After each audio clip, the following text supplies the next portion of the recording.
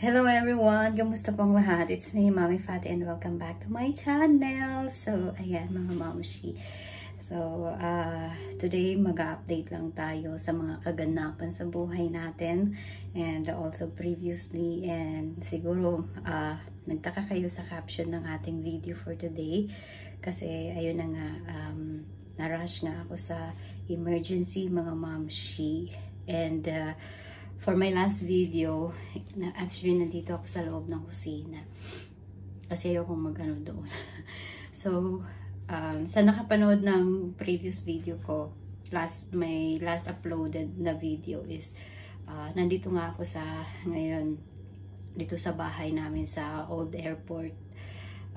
Kasi ayun na nga, nagkaroon kami ng hindi pagkakaunawahan nung landlord doon sa bahay na nirentahan ko, and as well as marami ang hindi na i-deliver sa mga items na kailangan kong i-pull out, and also hindi pa naibigay ng landlord yung pera na i-deposit ko sa kanya.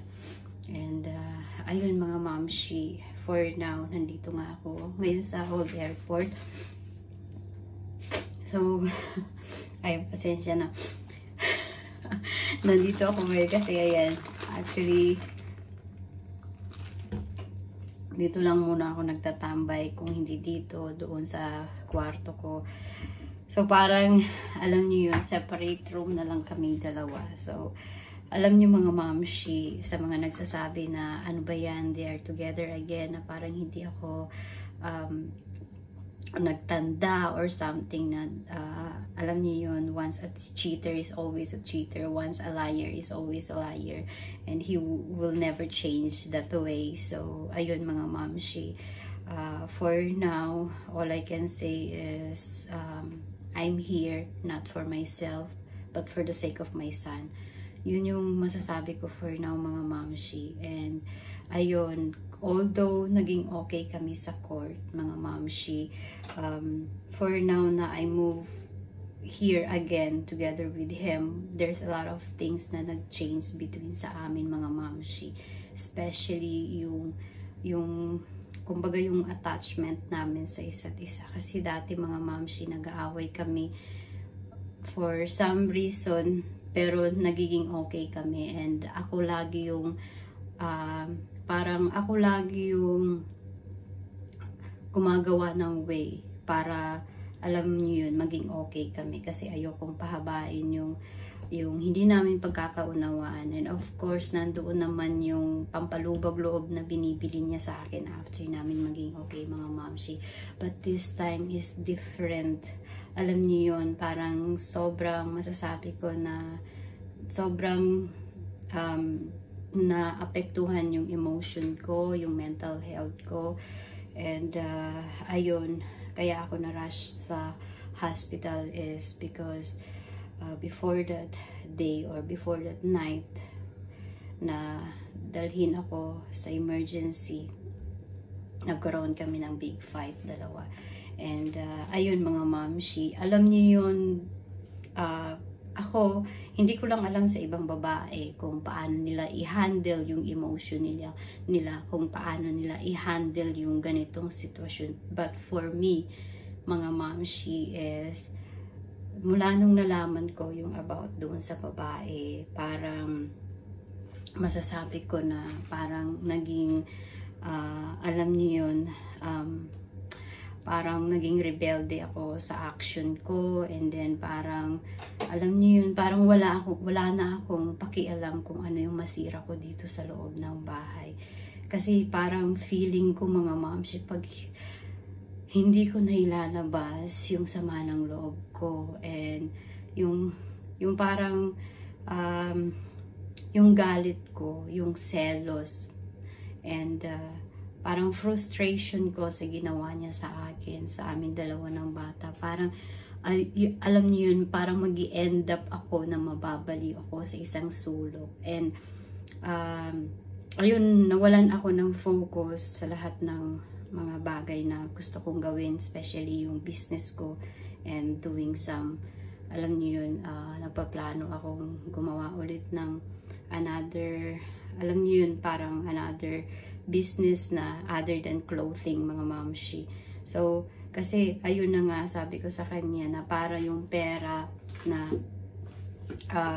may ipon ko during sa mga ibang bagay na gagawin ko dito is may, kumbaga makakabili ako ng at least property na nakapangalan sa akin or nakapangalan sa anak ko pag uwi ko ng Pilipinas. But all of that plan, mga mamshi, since nangyari ito, parang alam niyo yun, masasabi ko na sa iba madaling sabihin na move on, hindi kanya deserve, alam niyo yun, or something na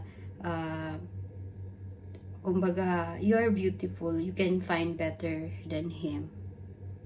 Alam ko nandoon na tayo, mga mamshi, pero sa sarili ko, mga mamshi, kahit sabihin ko yun, parang ang hirap. Especially ngayon na parang wala akong way to move, mga mamshi, na parang kailangan ko ulit kumapit sa kanya. Kasi ayun na nga, yung source of income ko is parang nawala sa akin. And all I can think of now is paano makasurvive, especially yung anak ko, kasi nasa akin yung anak ko. And nandito ako sa lugar, mga mamshi, na wala akong parents, wala akong kapatid. And even though I have those friends na alam niyo yun, parang nandyan sa akin, but limit lang yung time na pwede akong magstay sa kanila or something na alam niyo yun, hingian ko sila ng tulong. Kasi ayoko silang ma-involve in between sa amin dalawa ni Elias. Kasi alam niyo naman na kung ano yung trabaho din niya dito. And umiiwas ako na, alam niyo yun, may ma-involve na ibang tao, especially sa mga kaibigan ko. Kung ano man ang sa amin na lang dalawa. Kami na lang magtutuos dalawa. Kaya parang alam niyo yun, mga mamshi, yung breakdown ko, yung pagiging positive ko sa buhay, and parang lahat nun naging, alam niyo yun, lamya si Mami Fati. And akala ko, mga mamshi, strong na ako, pero pagka, alam niyo yun, nandito ka pa rin sa bahay na iisang lugar or iisang, alam niyo, parang environment pa rin yung ginagalawan ninyo, and you are thinking na, oh, baka nag-aano sila nung babae, he's chatting the woman, he's checking up on the woman, and maraming nakaka-paranoid sa yung mga mamshi, na which is sa, alam niyo, sa buong relasyon, sa buong taon ng relasyon ninyo, sa pagsasama ninyo, mga mamshi, hindi ka naging ganun. And then suddenly, parang boom, eto ako, na babaero ako, na kaya ko kayong ipagpalit ng anak ko. Just one blink, kaya ko kayong ipagpalit. Na parang, alam niyo, nasanay ka na, he's okay naman, napaka-maalaga niya. And ayun, parang masasabi ko na kahit na hindi siya ganun ka good provider, but I can still say na he is a good father to my son. And ano ko na, bukod sa trabaho niya, naghanap din siya ng another source of income na para matustusan din yung ibang pangangailangan namin dito sa bahay. But then, ayun na nga, malalaman mo na yung pera pala na nakukuha niya sa ibang racket niya is hindi pala napupunta sa inyo ng anak niyo, kundi napupunta sa ibang babae. And hindi mo yun iniisip, kahit lahat-lahat ng tao nagsasabi sa iyo na baka meron siyang ibang babae or maybe something na karelasyon, ganito, ganyan. Alam niyo yun, sobra ko siyang dinidefend sa lahat ng kaibigan ko na no, hindi niya yun magagawa sa akin. And kaya masasabi ko, mga mamshi, na sa point na ito, ina-adjust ko pa rin, tinatry ko pa rin tanggapin na ito, nangyari na ito. And ang choice ko na lang ngayon is hintayin yung pera na hinihingi ko sa kanya para makauwi kami ni Tamim. And whatever happen in the future, kung magiging okay kami after we we separate this time, mga mamshi, then alhamdulillah, I'm still thankful.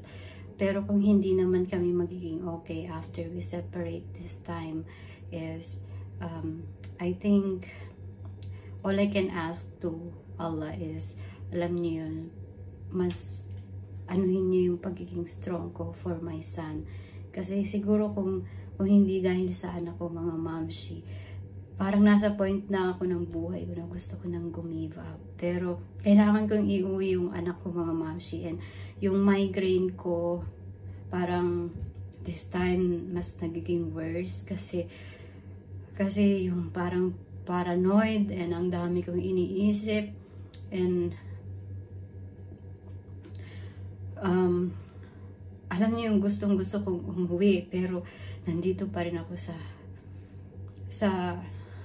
sitwasyon na wala akong magawa, and kung hindi naman ako pwedeng maging selfish, mga mamshi, to make a decision for myself kasi meron ako si Tamim, and hindi ko rin pwedeng tanggalin yung pwedeng maging good future ng anak ko sa makukuha namin na pera sa tatay niya.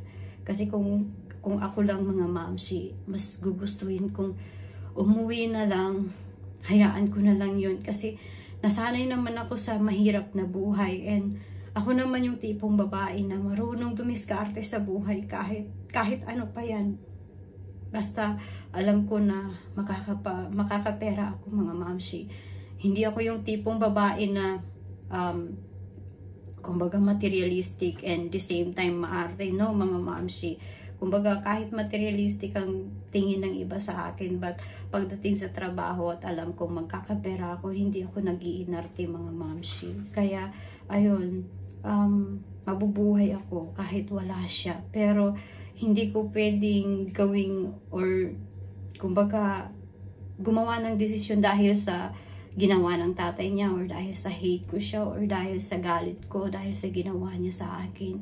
Kasi at the end of the day, mga mamshi, kung ano man ang mangyari sa akin, at least meron akong, alam niyo yun, meron akong, kumbaga yung parang magkakaroon ako ng restless na at least kahit pa paano nakuha ng anak ko yung karapatan niya sa tatay niya. And kahit anong gawin niya sa future, mag-asawa siya, kung ano man, kung ilan man ang babaeng karelasyon niya, at least safe na yung anak ko, mga mamshi.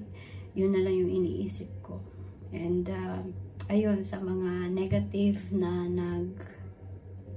alam niyo yun, nagko-comment sa video ko na nagsasabi na ay hindi natauhan, ganito ganyan, na kumbaga parang drama-drama lang ang nangyari, ganito ganyan, na para pampahakot ng views. No, it's not, mga mamshi.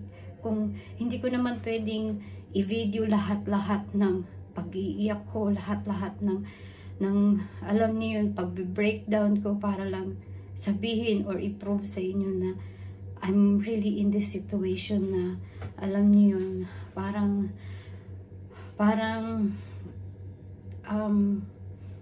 gumunaw ang mundo ko, yung parang gano'n.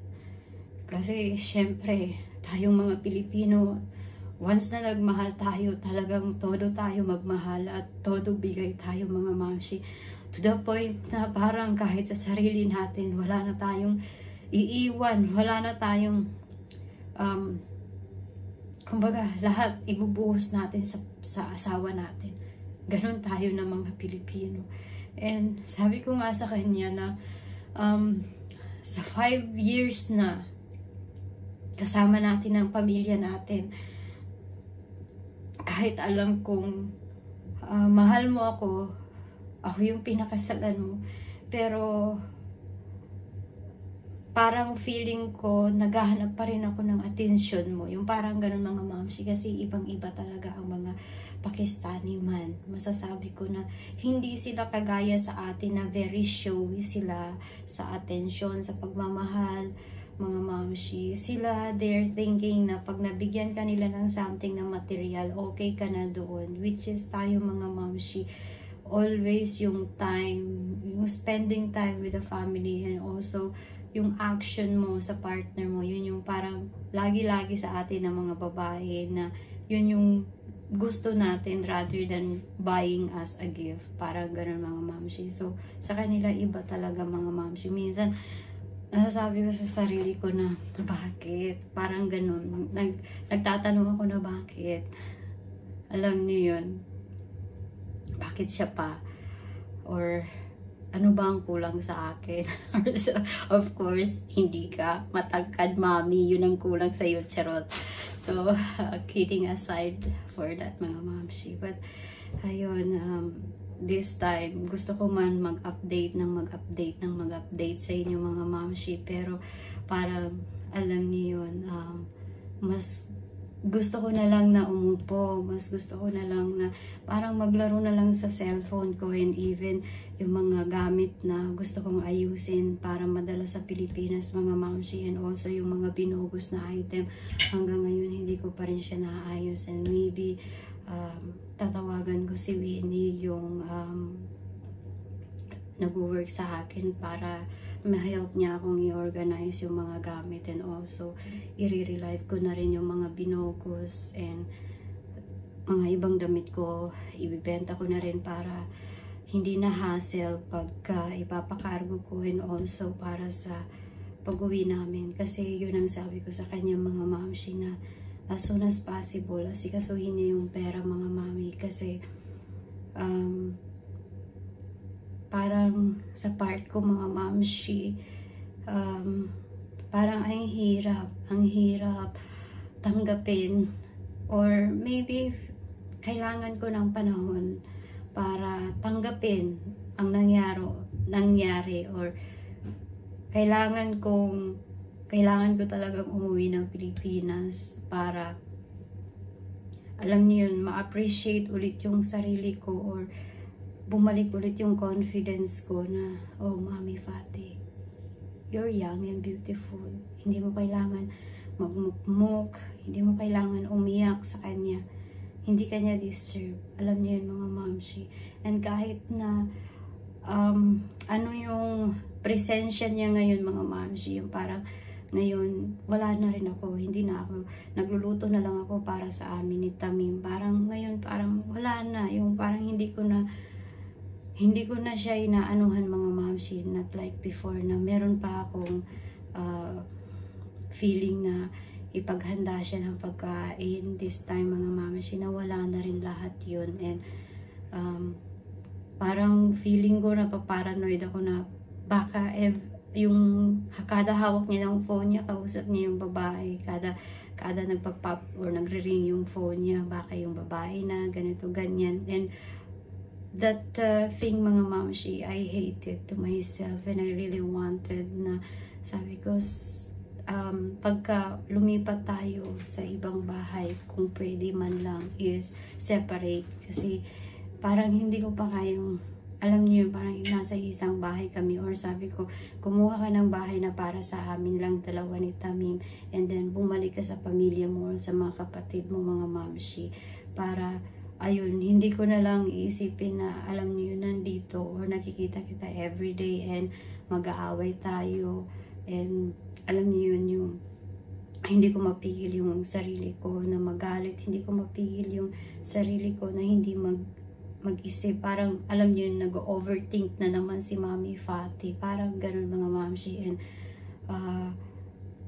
halos araw-araw gusto kong umalis sa bahay, na gusto ko lang lumabas, mga mamshi. Gusto ko lang tumambay kahit na umuwi akong late, mga mamshi. Parang feeling ko I am lost. Parang gano'n, na gusto ko na lang talagang umuwi, pero kailangan kong magstay dahil nga sa pera na hinihintay ko. Kasi pag umuwi ako, mga mamshi, siya bilang isang, alam niyo yun, police dito sa Qatar, alam ko kung ano pa yung capable na pwede niyang gawin kung uuwi kami ng bata. And after that, pwede, kahit na pumunta pa ako sa kay Sir Rafi Tulfo, mga mamshi, parang it's useless. Alam niyo yun. So, gusto ko pagkatapos na may bigay niya yung pera, mga mamshi, ayun, kumbaga, maybe kahit sabihin niya na bumalik kami kaagad ng bata dito, bibili lang ng bahay doon or something, at least makapag-bakasyon kami ng bata. I think it will take time mga mamshi na makabalik ako dito. It's either yun na yung paghihiwalay namin or yun na yung parang magiging okay kami. But I think mga mamshi, once na nakauwi ako this time, maybe it will take time for me to come back here in Qatar. And sabi ko sa kanya, maybe if there is a chance, magbe-business ako sa Pilipinas, or if ever man na hindi maging success yung business na gagawin ko sa Pilipinas, of course, mag-abroad pa rin ako para sa anak ko. And malakas pa naman tayo, malakas pa naman yung pangangatawan natin mga mamshi, no? Kaya ayun, pwede pa makakapagtrabaho pa tayo sa ibang bansa. So ayun, sabi ko, pag naibigay mo yung right namin ng bata, then siguro huhupa na yung kahit pa paano sama ng loob ko. Kasi pag sa Pilipinas mga mamshi, kahit naman malungkot ako, at least nandoon yung lahat ng kapatid ko, nandoon ang mama ko, papa ko, na alam ko mamahalin ako ng, alam niyo yun, mamahalin ako, mamahalin yung anak ko.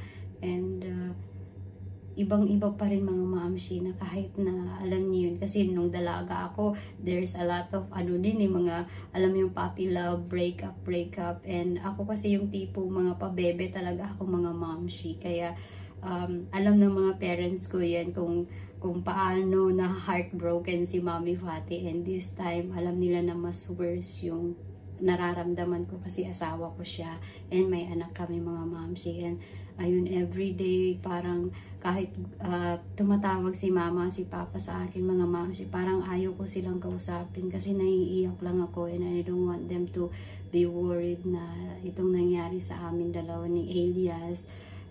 Kasi like I said, si Papa, iniingatan ko yung health niya dahil nasa diabetic siya, and yung maintenance niya mga mamshi, ayun, kailangan, ayokong hindi pwedeng ma-stress ang tatay ko, kasi ayun na nga, bukod sa this time I am lacking of money to support them, to send money back in Philippines mga mamshi. Alam niyo yun, hindi ko kaya na baka ma-stress ang papa ko dahil sa nangyari sa amin dalawa ng asawa ko. So mas stress pa ako lalo mga mamshi ko. Kaya as much as possible, ayoko na lang munang tumawag sa kanila or makipag-usap sa kanila. And ayun, parang kung pwede lang talaga, hindi na muna ako mag-upload ng video or something mga mamshi. So ayun, kaya kayong sa mga lalaki na nanonood nito mga mamshi, be loyal to your partner, kasi ang emotion ng babae at ang emotion ng lalaki is not the same mga mamshi. For those men out there, maybe about this matter, they can handle their self not to be strong, and yung parang walang nangyari. But for us as a woman, as a mother, as a wife mga mamshi, na parang for how many years parang kasama natin, siya lang yung, parang siya lang umikot, sa kanya lang umikot yung mundo natin mga mamshi, and then suddenly ganito yung mangyayari. Parang alam niyo, ang hirap-hirap tanggapin ng mga babae, mga papa, mga tatay. So ayan, be careful to your wife, sa feelings ng mga wife ninyo, kasi kami mga babae, napaka-sensitive ng mga puso namin. And ayun, sabi ko kay Elias, this time na nai-rush ako sa emergency mga mamshi, isa na rin yun yung stress ko, sobrang pag-iisip and sleepless at the same time mga mamshi. Very dehydrated ako kasi sa sobrang pagsusuka na. I think this time nagsuka ako ng siguro umabot na ng 10 times mga mamshi, na as in talaga yung ulo ko parang pinaghihiwalay sa sobrang sakit mga mamshi. And ayun, kada ano ko, duduwal na naman ako, as in ang pangit mga mamshi. And alam mo, masakit yung ulo mo, masakit pa yung puso mo. Wala na, finish na mga mamshi. And iniisip ko si Tamim na lang ang anak ko. Kailangan ko mabuhay. Kailangan kong mabuhay, kailangan kong mag-pretend na strong ako for the sake of my son. Kasi pag namatay ako na nandito yung anak ko, of course, siya yung makakakuha ng anak ko. And I don't want that happen, mga mamshi. Gusto kong iuwi ang anak ko sa Pilipinas para kahit ano man ang mangyari sa akin, nandun yung anak ko. Nandun, kasama niya ang mga parents ko, mama ko, pati papa ko. So, ayun lang mga mamshi, nag-update lang si Mami Fati. Medyo mainit dito sa ano. Nagpapawis na rin itong iniinom kong Coke float, mga mamshi. Ayan. And lahat ng mga kaibigan ko that time, mga mamshi, tumatawag sa akin. Pero, kinuha niya yung phone sa akin. 2 phone ko, kinuha niya sa akin. And, as in talaga, nung time na nag-away kami mga mamshi, desidido na akong tumawag ng pulis para mag-rescue sa amin. Pero nilock niya yung pintuan dito sa may kwarto. Then si Tamim that time natutulog doon sa kabila. Tapos yun, kinuha niya yung 2 phone ko kasi tumatawag na talaga ako ng pulis mga mamshi.